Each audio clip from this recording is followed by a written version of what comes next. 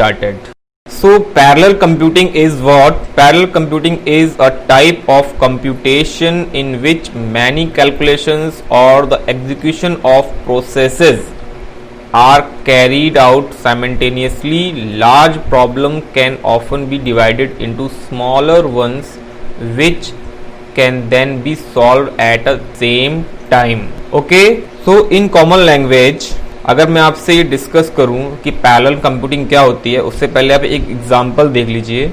Suppose एक office में 100 लोग इंटरव्यू देने आए हैं और इंटरव्यूअर केवल एक है.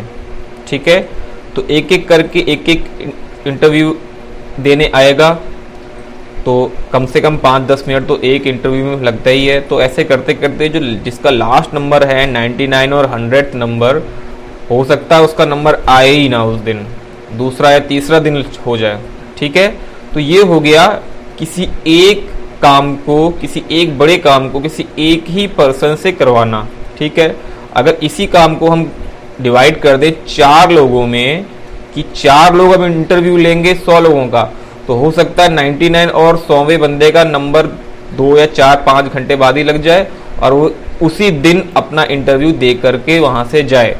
ठीक है, तो this is all about parallel computing. Means किसी एक बड़े काम को 4 पार्ट में डिवाइड करके 4 अलग अलग लोगों से या 4 अलग अलग प्लेटफॉर्म पे उस काम को कराना. ठीक है, तो ये तो हो गया अपनी लाइव जिंदगी का एक छोटा सा एग्जाम्पल जिसमें हम लोग पैरेलल कंप्यूटिंग हमेशा से करते आ रहे हैं. आप अपने घर पे भी पैरेलल कंप्यूटिंग की तरह ही काम करते होंगे. जैसे अगर घर में कोई शादी समारोह है तो वहां पे कोई एक ही बंदा सारा काम नहीं संभालता है, हर बंदे का काम अलग अलग होता है.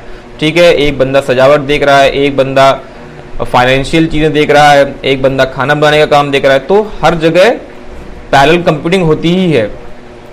ठीक है, तो अब इसको हम लोग समझते हैं इस एग्जाम्पल से या इस डायग्राम से कि दैट यहाँ पे 5 अलग अलग प्रोसेसर हैं, या आप कह सकते हैं 5 अलग अलग कंप्यूटर हैं जिनके अंदर कोई हार्ड डिस्क नहीं है या ये डेटा सेव नहीं कर सकते हैं. ठीक है, अब इनको एक अलग सीपीयू दिया गया जिसमें इन सबको अपना डेटा शेयर करना है. मींस सारा काम करके डेटा इसी में सेव करना है और इसी से अगेन डेटा एक्सेस करना है. ठीक है, तो अब इसको समझते हैं कि एक कंप्यूटर पे काम हो रहा है सिर्फ डेवलपमेंट का या फ्रंट एंड का, दूसरे कंप्यूटर पे काम हो रहा है बैक एंड का, तीसरे कंप्यूटर पे काम हो रहा है डेटाबेस का, कोई और काम हो रहा है चौथे कंप्यूटर पे, 5वें कंप्यूटर में कोई और काम हो रहा है.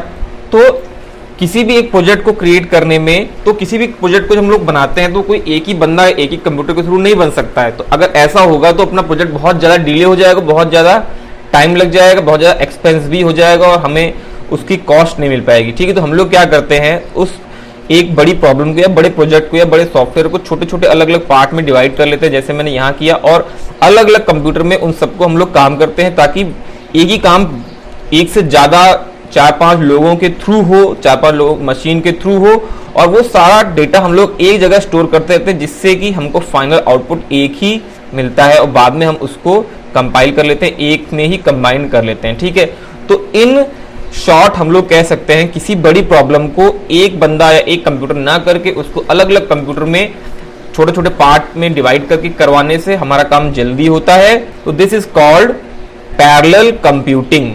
इसको हम लोग बोल सकते हैं समानांतर. पैरेलल मींस समानांतर, मतलब एक ही टाइम में एक से ज्यादा लोगों के थ्रू काम करवाना, एक से ज्यादा कंप्यूटर के थ्रू काम करवाना. ठीक है, so let discuss now advantages of parallel computing के क्या क्या एडवांटेजेस होते हैं. First is the real world is massively parallel.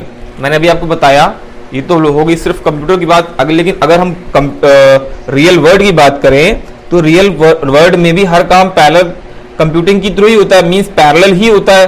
कोई भी काम हम लोग एक बंदे से नहीं करवाते हैं. घर में अगर कोई भी पर्टिकुलर काम हो रहा है तो अलग अलग लोग अलग अलग तरह के काम करते हैं ताकि पर्टिकुलर कोई एक काम थोड़ा जल्दी हो पाए. ठीक है, सेव टाइम और मनी, ये हमारा पैसा बचाता है और हमारा समय भी बचाता है.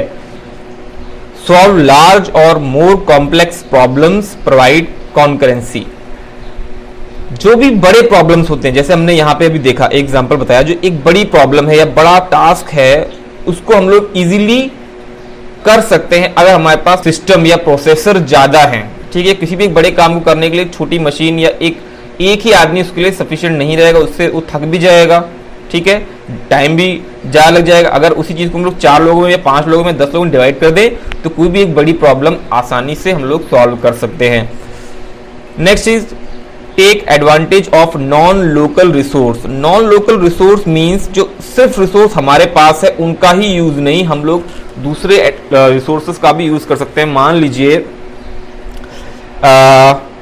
कोई एक सॉफ्टवेयर कंपनी है और उसके पास अभी 2 या 4 या 10 ही इंप्लॉइज हैं, बट किसी सॉफ्टवेयर का प्रोजेक्ट आया उसके पास और उसको कम से कम 20 लोगों की जरूरत है, तो जो 10 लोग हैं उसके पास वो तो काम करेंगे ही, और वो 10 लोग अलग से फ्रीलांस करके भी हायर कर लेंगे। भाई अलग अलग जगह बैठे हैं, भाई कोई दिल्ली में बैठा है, कोई चेन्नई में बैठा है, कोई मुंबई बैठा है, तो अलग अलग जगह के 10 अलग लोग उसने हायर कर लिए जो कि उस प्रोजेक्ट का कोई छोटा पार्ट करेंगे। जरूरी नहीं वो उसकी ऑफिस में बैठ के करेंगे, वो कहीं भी बैठ के उसका छोटा पार्ट करके उसको अगेन सेंड कर सकते हैं, ठीक है। तो this is the also benefit of cloud computing कि हम लोग सिर्फ जो रिसोर्स हमारे पास है लोकल रिसोर्स का यूज ना करके हम लोग नॉन लोकल रिसोर्स जो हमारे पास नहीं है उसका भी हम लोग यूज कर सकते हैं, ठीक है।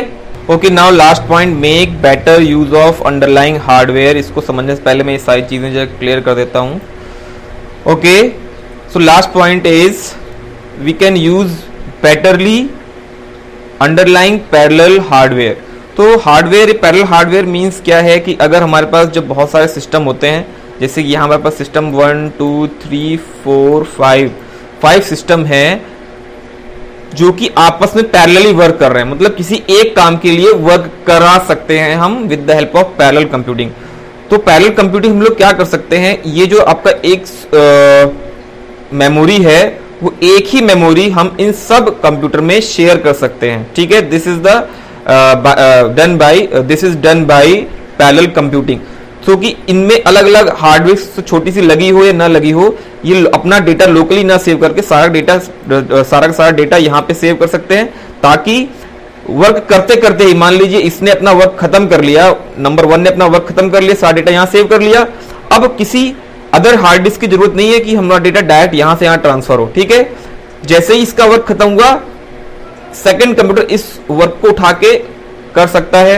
अगर इसको इसके वर्क की जरूरत पड़ती है तो ठीक है, अगर अगेन इसको जरूरत पड़ती है इसके वर्क की अगेन, तो फिर ये वो यहां से उठा सकता है, फिर अगेन ये भी ऐसे ही काम कर सकते हैं, ठीक है।